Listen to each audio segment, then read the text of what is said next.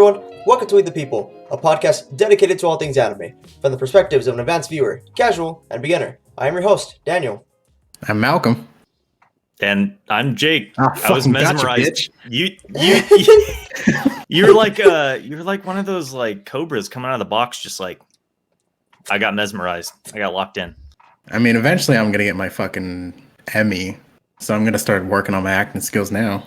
98 Actual episodes cobra. in. Oh yeah, I'll audition for G.I. Joe. That's Cobra, right? Cobra Kai. Get out of here. Get out of here.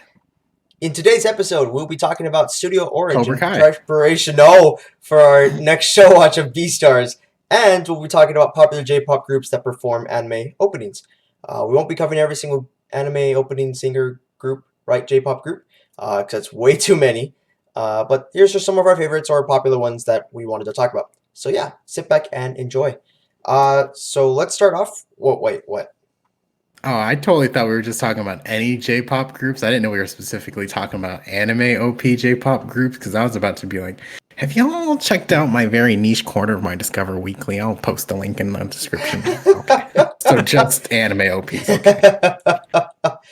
So yeah, starting off the episode, let's talk about Studio Orange. So Studio Orange Company Limited, was founded by Eiji Inomoto in 2004, as he himself was a really well-renowned like CGI animator.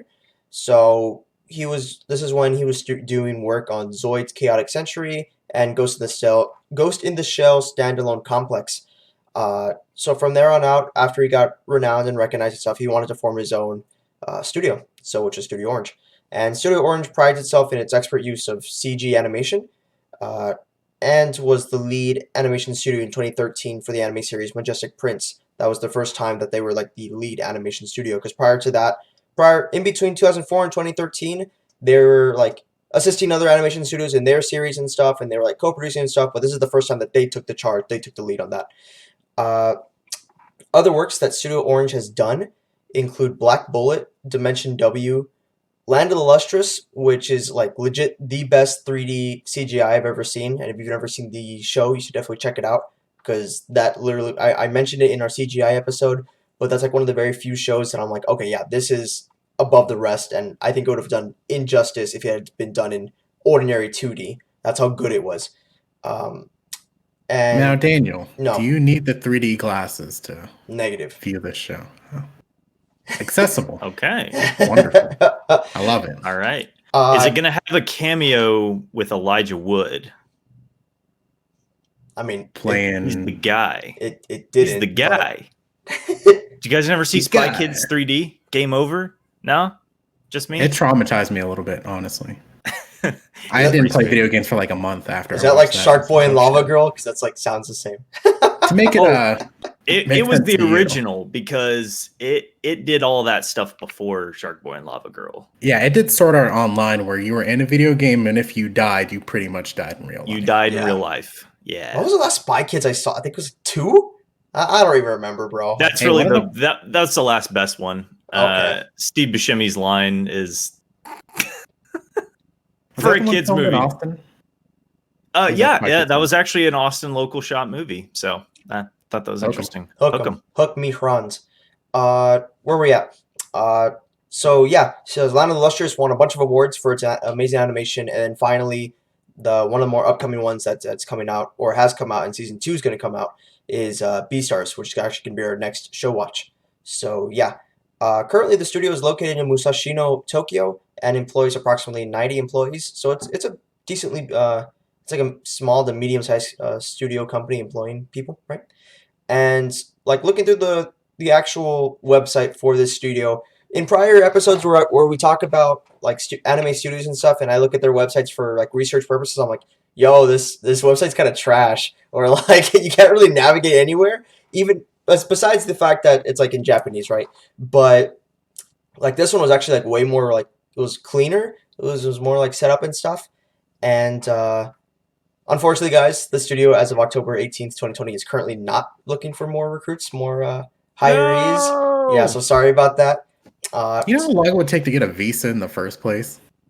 And especially right now during COVID Oh, yeah. stuff, I mean, we're not even allowed No there, other so. country in the world will take us right now. Yes. Literally no one. So yeah, we just chilling. We start chilling. But yeah, no. So rip to all of these that would want to start a career in CG animation with them.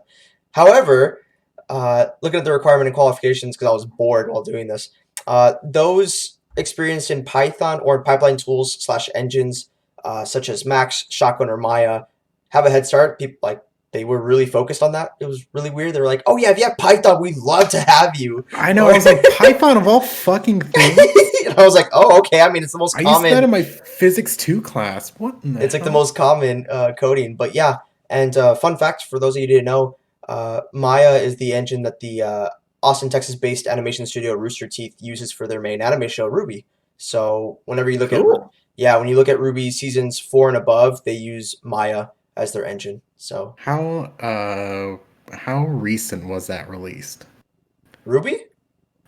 No, Maya. The Maya, software. yeah. They started using it. Okay, yeah. So if I go back, let's see. Yeah, do that linear interpolation. Fucking do it, baby. Yeah. So 2013 was when I mean, this is basically, I don't know exactly when the actual software was released. I'm just going based off when Rooster Teeth started using it for Ruby, Gotcha. if that makes sense. So in 2013 was when Ruby was first released, and they were not using Maya. And then 3 years later, which would then be 2016, going into 2017, that's when they switched it over to Maya. So if Rooster Teeth says Okay. that you need 10 years experience on Maya, they're pulling shit out their ass. Oh, this is an Autodesk program. I've used some of their other stuff for 3D modeling. Apparently it was released 22 years ago in 98, but I imagine there was like a point where people actually started using it, not like, oh, we got it released and like there's 10 people that program in it. Like Kind of like how Among Us came out 2 years ago, but everybody just started playing it now. Yeah, exactly. So, yeah. But yeah, no. So that's Studio Orange in a nutshell. We're gonna be watching Beastars next week on the podcast. So make sure to go check that out, and so you can be caught up with that, and you can listen to us talk about it and see what we think about for Beastars. But yeah, Studio Orange, I think their works are really solid. Let's see, of the ones I listed, like I've seen all of them. I've seen Black Bullet, I've seen Dimension W. Those Black Bullet was good. Dimension W, it looked nice. That's it. And then Land of the Lustrous was amazing. Put it in a museum. Yeah, it was there. Yeah, that's a good picture, I guess. But yeah, no. So overall, really good studio, and I'm looking forward to Beastars. Hopefully, I've heard good things about it, but personally experiencing it and then just listening to it from somebody is two totally different things. So we'll go check it out next week. What's up? Are you about to showcase how closed-minded you are? Or were you about to be like, I don't know how I feel about fur. I don't know how I feel about I'm not about it. Anthropomorphizing Hey man, a wolf. I have an open mind, bunny. bro. I'm just chilling. I'm just straight vibing right now. So I'm excited to watch it. I want to see what it's all about. I already knew for a fact that we would not get through this episode without one furry joke from Malcolm. And there you have it, ladies and gentlemen. So it wasn't a joke. It was me calling out real. how people are closed-minded. Oh, I've got a story about a friend of ours who I will not name on this podcast, but he went to a hotel for a conference for work, and then he got out of the elevator and ended up in a furry con in the lobby of the hotel. And he was like, "This is a person we all know." We all know, yes. Wow, Yeah. that's pretty wild. Wait, is this on our Twitter group, Malcolm, or what? No. No. Like our friend circle. That's insane. Yeah, got a crazy not story. So much like, oh, I can't believe those things exist because I know FurryCon exists. Oh, I can't imagine unintentionally booking the same hotel. Yeah. Where I've heard it got insanely crazy.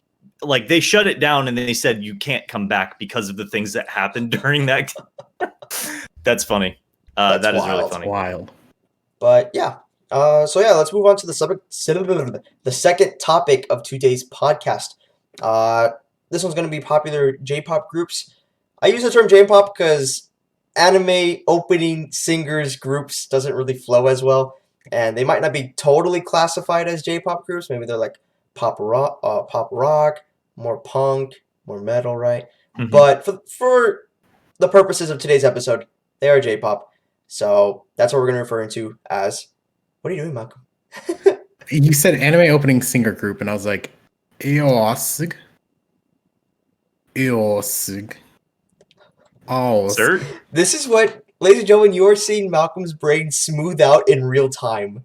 So yeah. I mean, I spent 5 hours studying for my test today, so like this is all gone. Everything in my noggin is gone. Iosg. We're talking about Iogs. Yeah, this is Yeah. the smoothing of Malcolm, 2020 in Yeah, action. The smoothening. Yeah, the smoothing. But yeah, so these are the bangers that you've heard at the start of animes, where like you watch a show and then obviously the opening happens, whatever, and then maybe you'll watch a different show and then you'll recognize, or at least you think you recognize the singer, and you're like, oh, I feel like I've heard of them before. So we're gonna be talking about 3 popular groups that I just quickly like wrote up, talked about research and stuff, and that I've listened to a lot on my own spare time. So yeah, let's break it down, and we'll talk about some of the groups and some of the openings that they do for the songs. So first up, we're gonna do Myth and Roid, super cool group. Myth and Roid to be. I can't speak today either, man. To be. That's all, folks. This has been Weeb the People. We'd like to thank Joakim That's Peru. all, folks.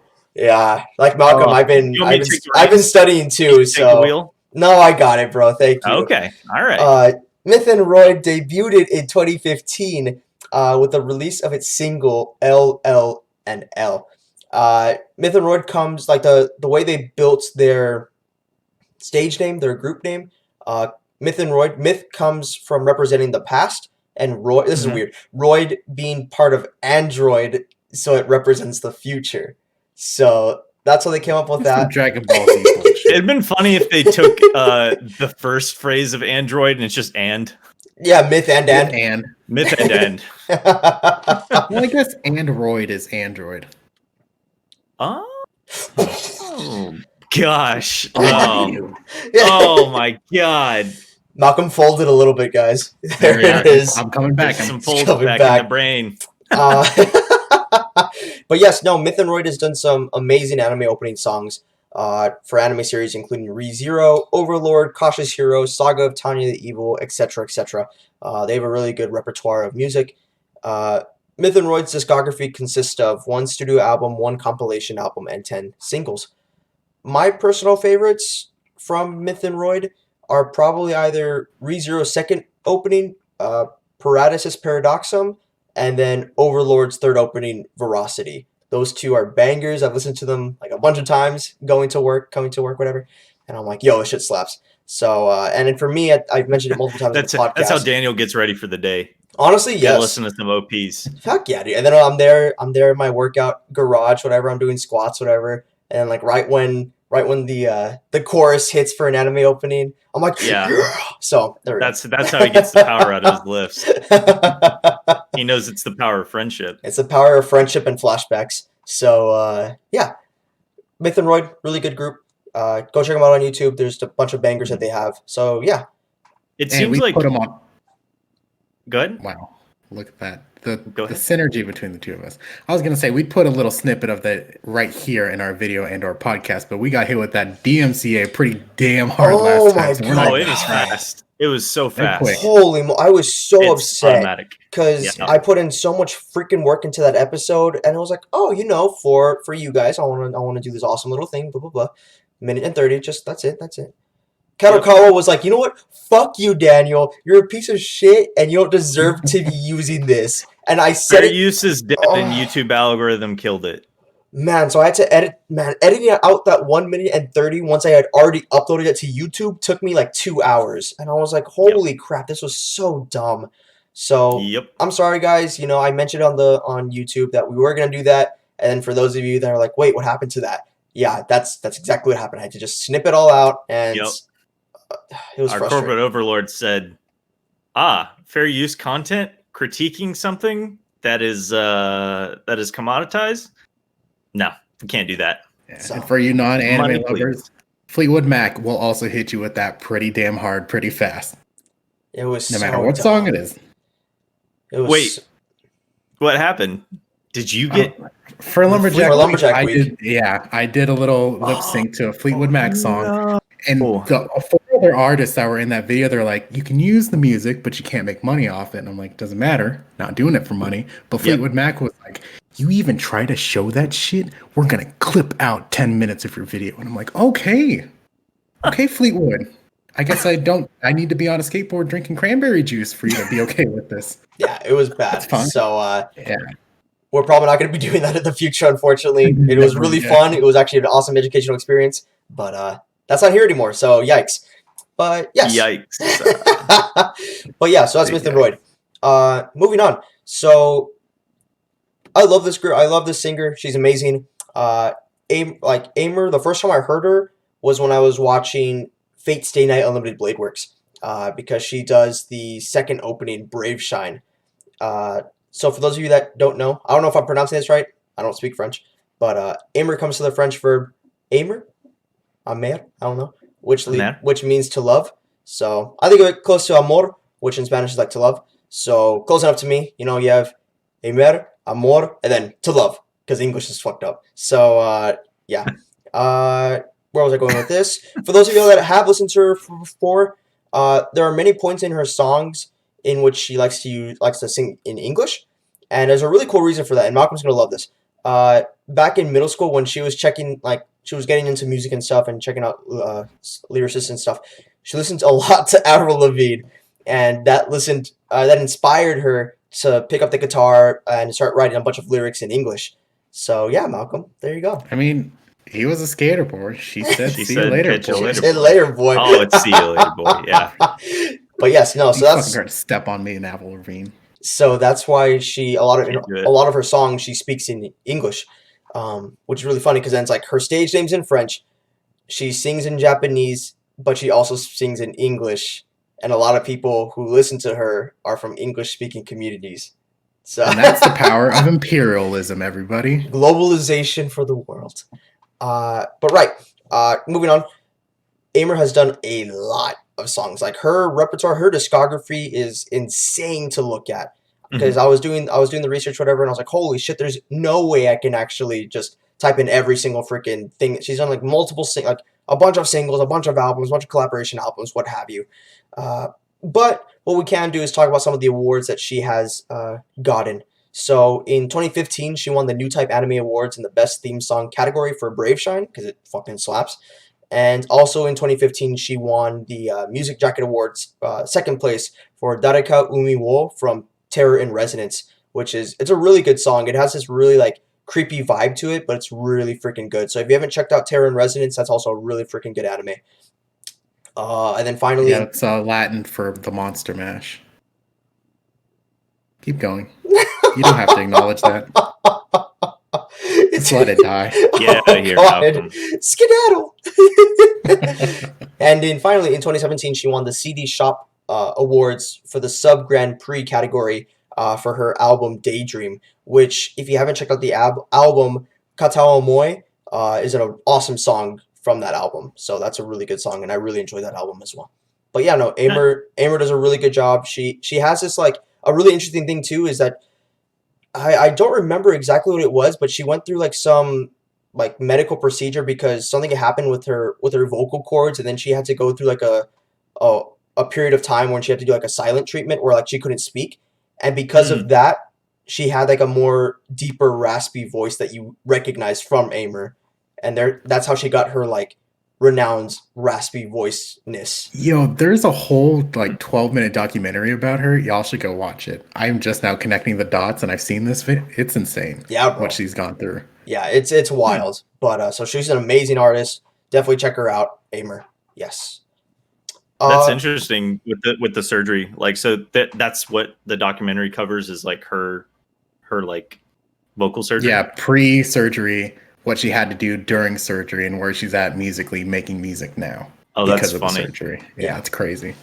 That I feel like for a lot of artists, especially ones that have a wide dynamic range, they can like tax their voice a lot, and having to do like off-site, this is what I do in my non-performance time, and this is what I do during performance time. Yeah, it's very different, and like it's just amazing when you see like what those artists have to go through just to make the sounds that they do. So that's really cool. I know like Serge Tonkian, if you ever see all of the interviews he did with System of a Down, he's just like sipping like a little bit of tea with honey, and he's like, yeah, just been trying to, keep calm on the road and get good night's sleep before the performances. And then you see him like perform, just shouting. So I imagine there's a lot of singers that are like, yeah. I'm just gonna be quiet for a whole day because that hurt. Mm-hmm. It's wild, that and voice acting, man. Like, because I know what's his name, Sean Chiplock. He also does like crazy things too for when he does a bunch of his voice acting. So like there's a lot of parallels between the two, like, industries, right. I mean, guess. that's your moneymaker, and like you have to protect that. And so it just be like kind of an athlete, like, oh, what do you do in your off time? Like, I don't do things that could potentially injure me.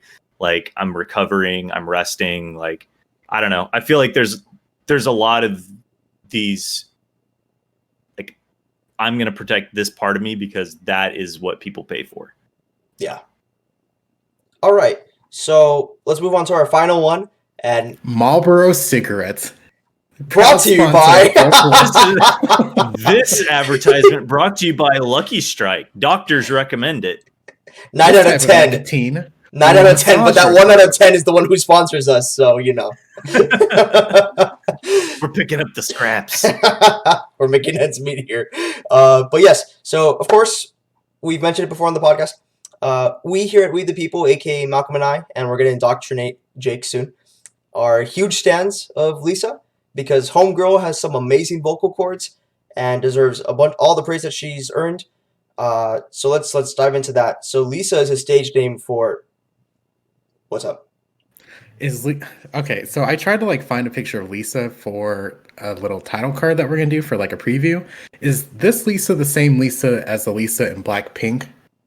Or the Lisa in The Simpsons? I'm asking. That one I can roll out immediately. Fuck you.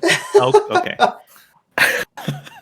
I mean, you can also, because I was going to get to it. So Lisa's stage name is a stage name for Risa Oribe.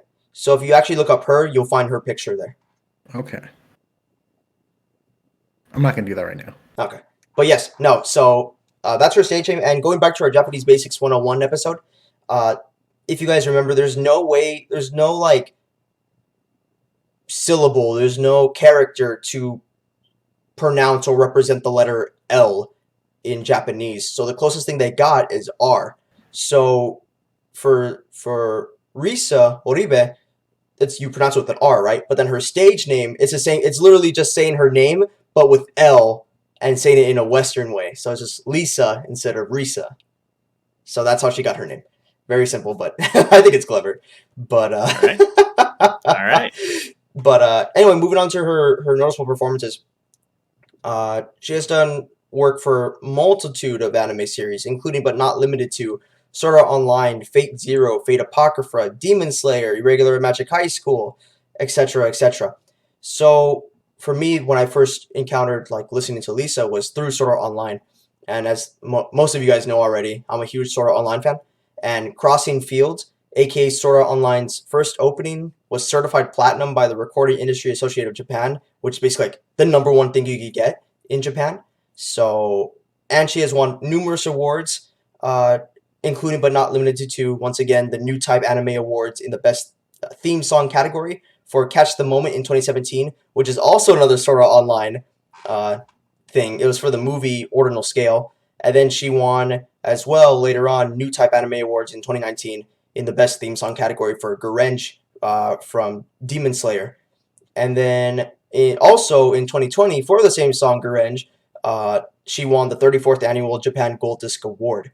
And so this homegirl's like killing it over there. She's like destroying it. She's always offered multiple like gigs and stuff. She's like, hey, you want to sing this anime opening? And literally a bunch of people were like, oh, the reason I picked up this show was because of Lisa. Because I listened to the opening and I thought it was a banger. So that happens a lot. That's me. So, what else we got? Like my personal favorite Lisa song of all time is once again from Sword Art, and that's Adamas from Sword Art Online Alicization. And legit, I think it's my most favorite anime opening like of all time. Like after hundreds and hundreds and hundreds of anime openings, Adamas is legit my most favorite, and it instantly won me over. And going on, that show, that song, Adamas, and then Crossing Field, Garenge, like all these openings from Sword Art Online got certified platinum from the Recording Industry Association of Japan. So Wow. yeah, she gnarly. That's why. So I just have so much praise for her. I'm a huge stan. I love listening to everything that she puts out. So Now, one thing I noticed is a pattern for these three artists is they did have some albums, so they do release like music as albums, but a lot Yes. of them had single hits. Were those commissioned? Like we had talked about this in anime openings a couple episodes back. Were those commissioned by those anime openings? And they're like, hey, like we would love it if you wrote a song for the opening of this anime. They make it, and then of course, like it's a banger. So remember, like I said a couple of weeks before, sometimes they do that. It's like they commission it, but sometimes they don't, and sometimes it's like, hey, like here's it, like the artist makes an album, whatever, and then before it's publicly released, they're like, hey, you know what? We want this song on your album for our show. So then Okay, what ended I up see. happening is for if I remember this correctly, for Brave Shine, because there's Brave Shine, and then there's another song. I think it was Last Stardust, which also is in UBW, Unlimited Blade Works. It's in episode 20. And those two songs were both put up for the anime opening itself, but they ended up choosing Brave Shine over Last Stardust, but they still used Last Stardust in the anime. Gotcha. Okay. What's up, Malcolm? I feel like you got something to say. No, I've been workshopping a joke, and it's gonna come out in a couple minutes. Just You just I got to can't let it forget bake it. a little bit. Yeah, I can't let it out. Okay. Just let me sit here. Just marinate on that in my idea. Yeah, absolutely. All right. So, like I said, there's way more anime opening song groups, J-pop groups out there. But these are just three of the ones that I wanted to talk about in today's episode, along with Studio Orange. So, anything y'all want to add, mention, talk about before we wrap it up for today's episode? Just a small request. I would love if Rick Rubin could do some music production for anime openings. Make a like an album all about just like this is a concept. This is what anime openings could be, and just come up, from scratch. Grab all the artists you want. Could be Snoop, could be Taylor Swift, could be K-pop, J-pop combo. I want it. I didn't think I wanted it, but I want it now. Do it, Rick. Anything I from you, mean- Malcolm? J. Cole went double platinum with no features, so I mean, until Lisa hits that point, she's all right. Yikes. I got nothing. Fucking say something, Daniel. Yikes. Say with bro. your chest. I thought you and I were like this, bro. I thought you and I were like Oh, this. she's okay, but I mean, J. Yeah. Cole did go double platinum with no features. So I'm saying. Whatever. We would like to thank Joking for using Saying. this music in our podcast. The intro is Dreams and the outro is Lowrider. Links to us contact info will be in our show notes. If you enjoy listening to us, please make sure to rate us on iTunes, Spotify, Google Play, or where you listen to podcasts. If video format is more of your thing, then make sure to subscribe to our YouTube channel, Weeb the People Podcast. Check out our website, weebthepeople.com. Make sure to follow our Twitter handle at Weeb_the_people. Facebook page, Weeb the People and Anime Podcast. And finally, our Instagram, Weeb the People Podcast. And if you guys have any questions whatsoever, please feel free to DM us on You any can of those make the social media. rewind noise in post, Daniel. Feel free to DM us on any of those social medias or email us at weebthepeoplepodcast@gmail.com. Thank you guys so much for listening. I am your tired host, Daniel. I have been an NPC this entire time, and here's my notification to you, Daniel Posada. Your VR set is running low. Please plug in before the AC disconnects you. My name is Malcolm. Well, much like Dr. Romero in Spy Kids 2, I'm beginning to think God stays in heaven because he too lives in fear of what he created. Oh God. This has been Weave the People. Have a great evening. It was a kids movie. It was a kids movie. He says that line. It is the wildest line I've ever seen in a kids movie. It's like Phineas and Ferb